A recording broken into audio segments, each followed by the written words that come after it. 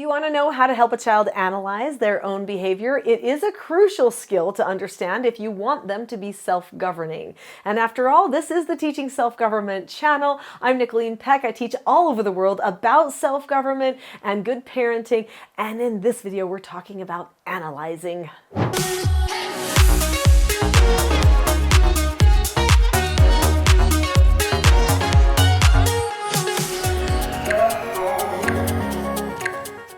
In this video, we're going to talk about analyzing, how crucial it is to problem solving. We're going to give you some don't do's and then some do's, some things you definitely want to do in order to help your child analyze themselves.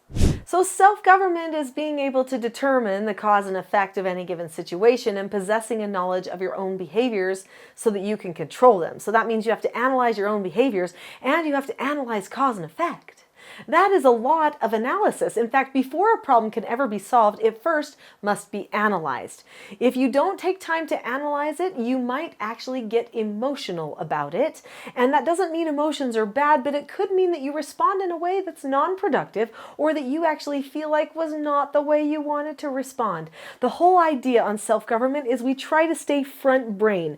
That means we stay in the analytical part of our brain. That is the prefrontal cortex. If we go to the emotional part of our brain, which is the middle or the back part of our brain, that fight or flight part of the brain, then we start making decisions and behaviors. We start doing behaviors that we end up regretting.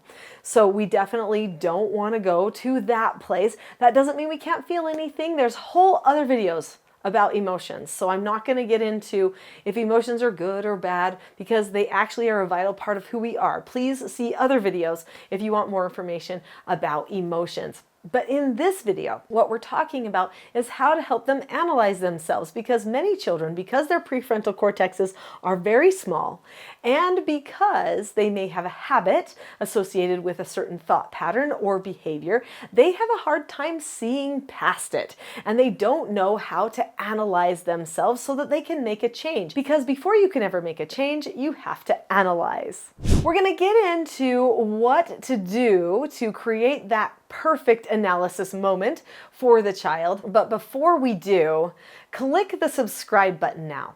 This channel has so much great content on it designed to help you and your family learn more self-government. All right, we're going to talk about the what to do's, those important do, but before we have to talk about the don't do. So what should we not do? Well, I think the no-brainer is don't overreact, okay? If you want to help your child analyze what's going on, you cannot be emotional. You must be calm. And I hope you stay with me all the way to the end of this, because at the end, I have a special gift for you that will help you with your calmness. What should you not do? And that is get emotional, dump your emotions out on other people, or as the parent, think about how it relates to you, how it's taking your time, your energy, how you have to handle one more thing. Those are all negative and selfish thoughts. I hate to say the word selfish to a parent, but it's true. I know parents who give everything do not like to think of themselves as selfish at all, but we can all be selfish at any given time. We could be too tired and then we get selfish. We could be frustrated from a whole day at the office and then we can get selfish. So there are many reasons why we can get selfish. Every person has to be on the lookout for selfishness all the time. So that is probably one of the most important don't do's, is don't be selfish, don't think about yourself, and don't get emotional. Stay in the logical part of your brain. Think about caring about them, understanding them, and helping them know what they need to do next. We're going to talk about how to do that. But first, another don't do is don't pass the buck and blame something on somebody else.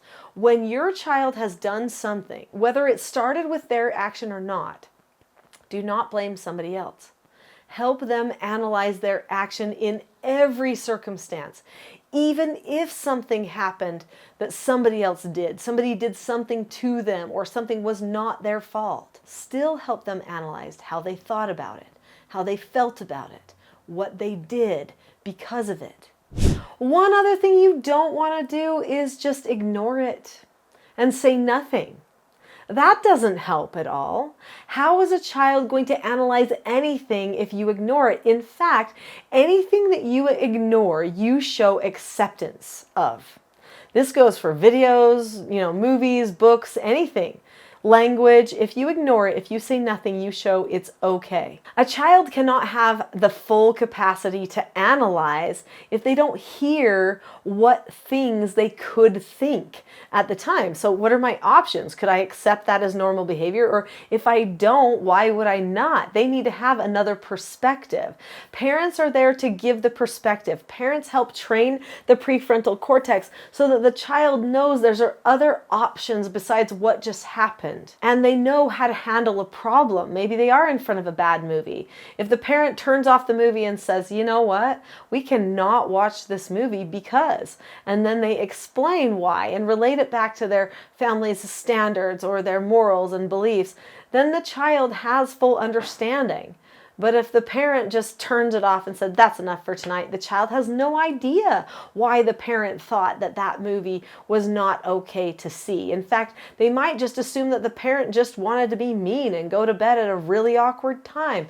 But no, there was something deeper in there. So explaining why, discussing more, being sure that you do the corrections and the praises also help with analysis.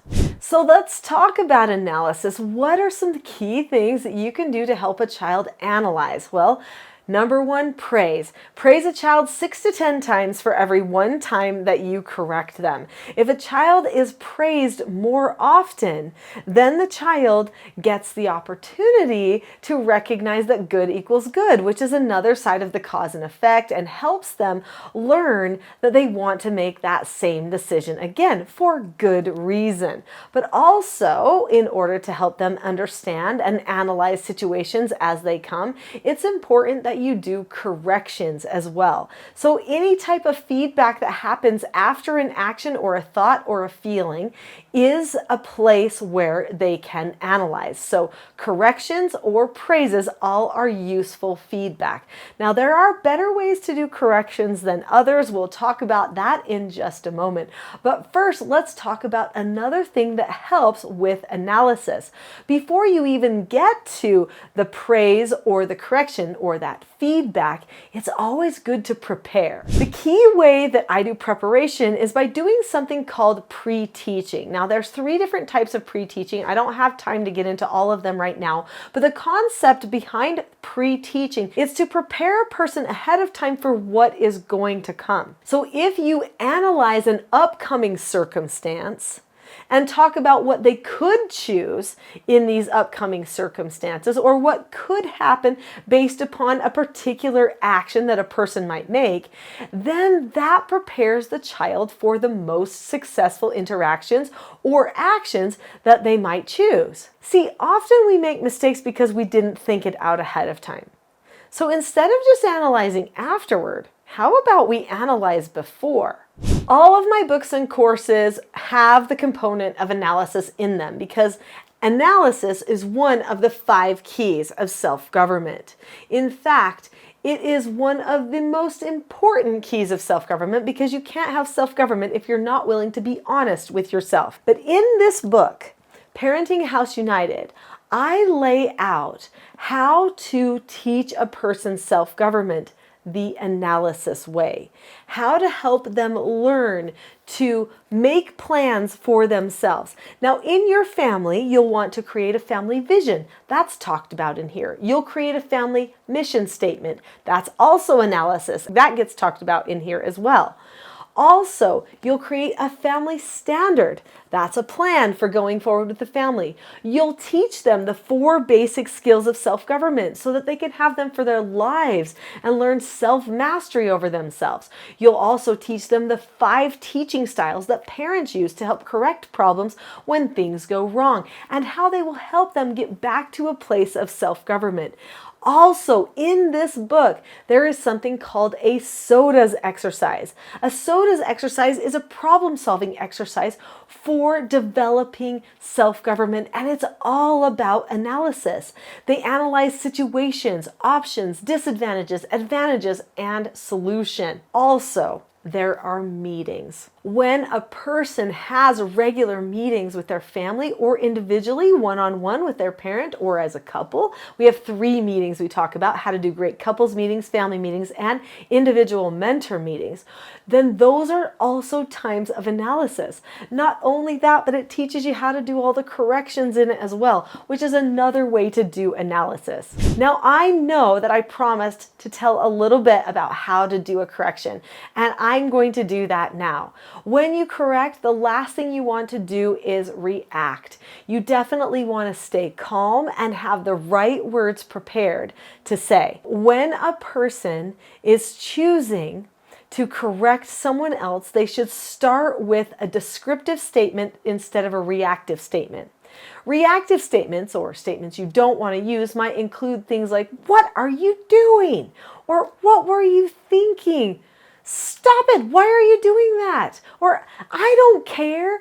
Those are all reactive statements, very non-productive. Do not use any of those statements. That's a no, no, no, right? So what statements do you use instead when someone does something that needs correction? You use a statement that describes. I always start with a timestamp. My favorite timestamp is one that says "just now," because usually I'm going to correct something right when it happened. But if it happened earlier in the day, I might say "earlier today," which would be my timestamp. This reminds me to tell a story. So I say, "Just now, I gave you an instruction, and you looked at me, but you did not keep a calm face, voice, and body." When you don't keep a calm face, voice, and body, you actually get yourself in a bad mood. What you should have done was kept a calm face, voice, and body and done all 5 steps to following an instruction. That's one of our 4 basic skills that everyone in the family knows. They know that's a baseline skill. If you can't or won't follow an instruction, then we need to do some intervention. So that is the beginning piece of a correction. What you just heard there was a description and then a rationale which mattered to them for why they would want to change the behavior, because they don't want to make themselves get in a bad mood, right? Or feel bad. Then I told them what they should have done. So I described that to them as well. Then we move on from there, talking about what they've earned, so what negative consequences, and there's some that are better than others. Then we practice doing things the right way. There's other times of praising that happens in there. We do some pre-teaching within the corrective teaching. They get the opportunity to earn their extra chore, which means to actually go and do it, and then they get praised after that too. During one correction, I usually praise them like 5 or 6 times. It's a very positive thing. There's nothing negative about it. Whoever thought or proposed the idea that a correction has to be negative just doesn't understand that a correction is just words leading back to principles. There's nothing in them about having to be emotional at all.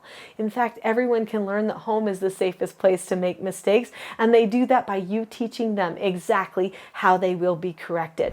I want you to learn more about corrections, about the 4 basic skills, and you can do that in my next video, which is a full-length class called The Not So Known Secret for Parenting Success. So click on the link to that video now, and I'll see you there.